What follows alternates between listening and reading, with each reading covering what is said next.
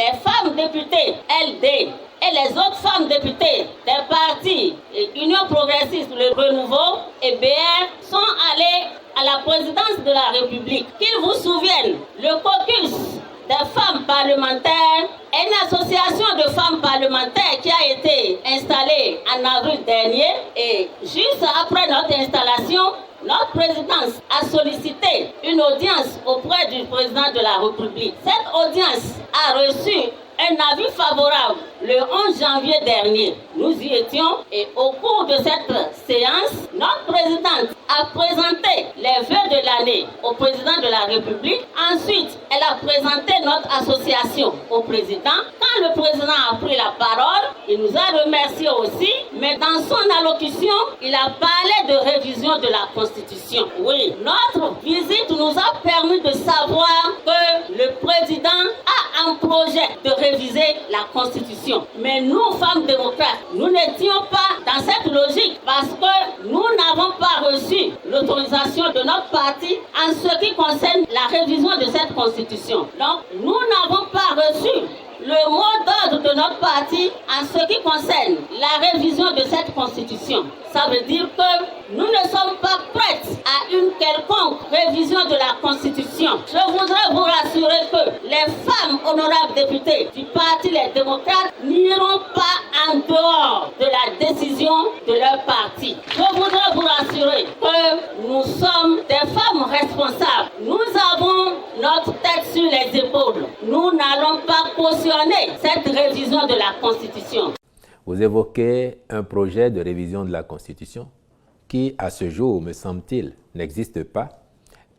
J'ai le sentiment que ceux qui agitent l'idée d'une telle révision, parmi lesquels des gens qui, hier, ont ferraillé dur, ont tout fait pour obtenir une révision opportuniste afin de prolonger leur bail à la tête du pays, j'ai le sentiment qu'ils ont envie que d'autres portent avec eux ou pour eux les péchés qu'ils auraient voulu commettre il y a quelque temps. Et donc, pour nous, ce débat, il n'existe pas. Pour le gouvernement, ce débat, il n'existe pas. Pour le président Patrice Talon, ce débat, il n'existe pas. Et davantage pour sa majorité à l'Assemblée nationale, ce débat n'existe pas. Au métier résilience 2023-2026,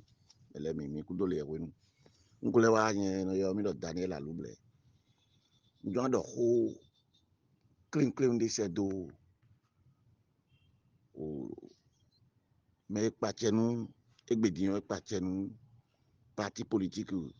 UPR et le Togandier au professeur président Joseph Djogbenou FIFA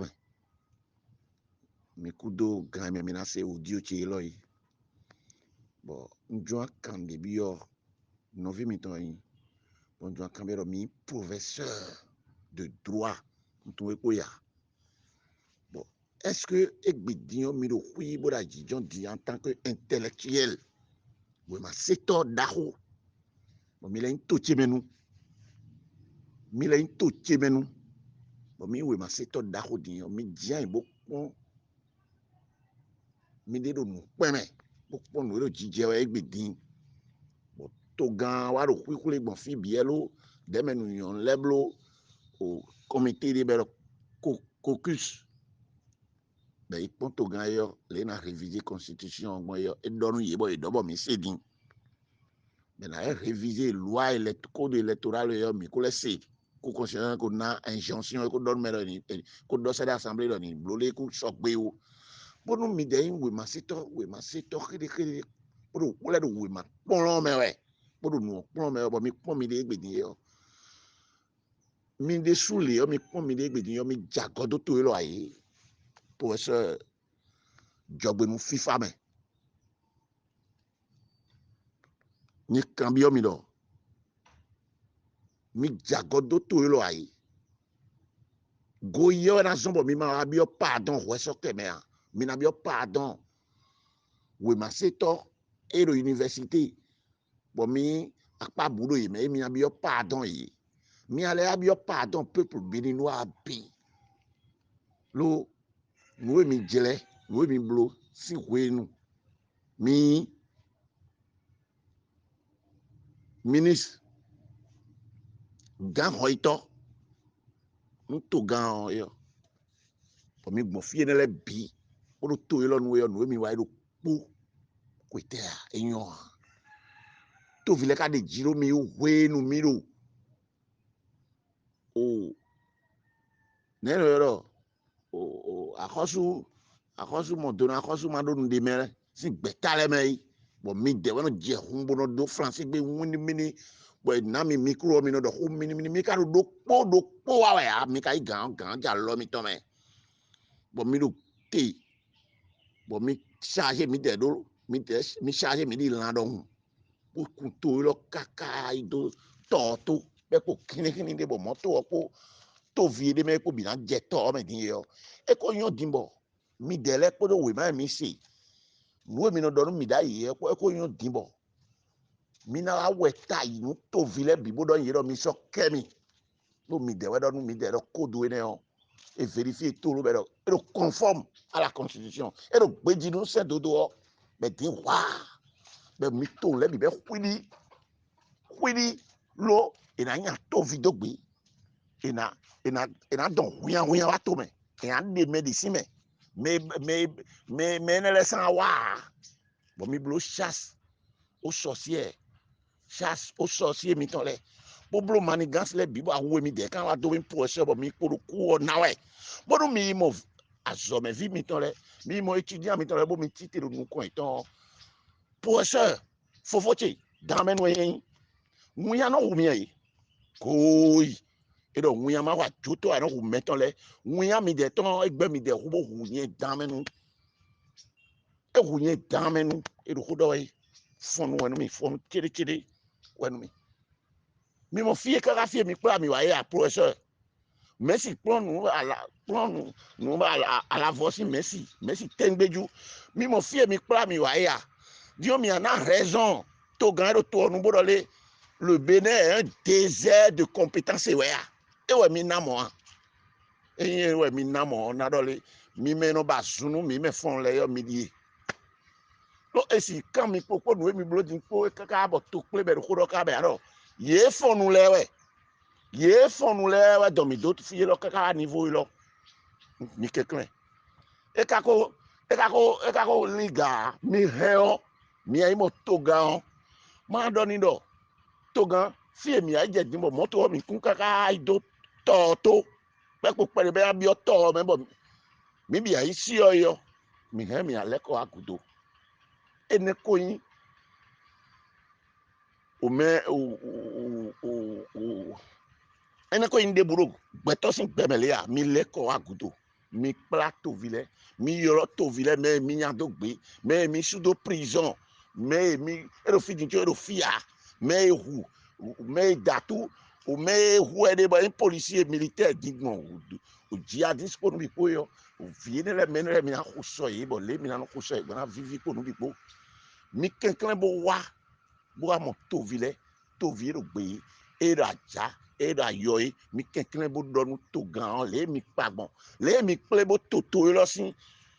o projet ogbon bo mi pa be kwidi bo me bi ton we bo ho ve to we et sous frontière kon fi bi et pour me dire a ho ballon bo blo grand kan bo ho ballon de me a so de ya o projet le do a do me le gija mi kenkan bo akudo mi kenkan we ndormi ni non vi mi to pe violon je polido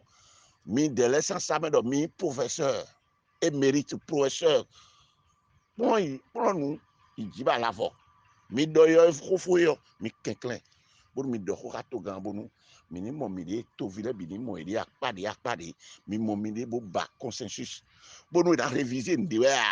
et en dio loi de we adio mi ba consensus o to ra igbe mi mais sans que mi ma jo menele do mi ma ba consensus bo mi bloc ple wado ple boto ple bo ya mi so si de ya mi ka so do d'accord ha mi to vile bien mo do ye gbon gbe te me gbe bo do mi do mi kenkan egbe lundi teni gbe mi kenkan message lo mi kenkan bo se do sisi jera e ko ministre bon un député bon un président cour constitutionnel sisi jera o Joseph ou FIFA men jogbe nou fon we mi tekle bo don bon fondé dade vono de sekpo e bo hena do khoni me de khonton to bo sekpo bo do khoni asiton ya o nyonu me ton pa etun we abo me de tun bo do khoni mi kho di lo ni de ni kenklen bo tun kanu to mi kenklen fi mi blaje yo kan du to vile bi kan du edu agbaza iton bi mi kenklen moto osi ko dobro dodo to mi kenklen ni ma bi dodo me gbede o nton akọ mi ton le ana mla akọ mi ton le ye me ton akọ ton le mi mla ye bodo yere ni kenklen ye kenklen bo to lo ma le isolé vo mi kenklen mi do fi de bubura ya nso do do ya me de so do do ya mi so pe nde ubo yuwa ya mi kenklen tizi me na yon me bi boda nyonu professeur Sisi Djeha Joseph Fifa me jogbenu bon won lo dion me de se won mi do lo to meni aletu supplication demande et ouais audio che lo bomblo e no yomi lo Daniel Alouble que je mène en onikal kuro miton le dogbenu résidence 2023 2026 mi kudo veille citoyenne mi kudo mi kudo droit démocratie je rondeji bibaou mi kudo nu miton le bi mi kudo mi wa mi de to o même bon parti les démocrates même mi kudo bi lo fili we gosi e a chermi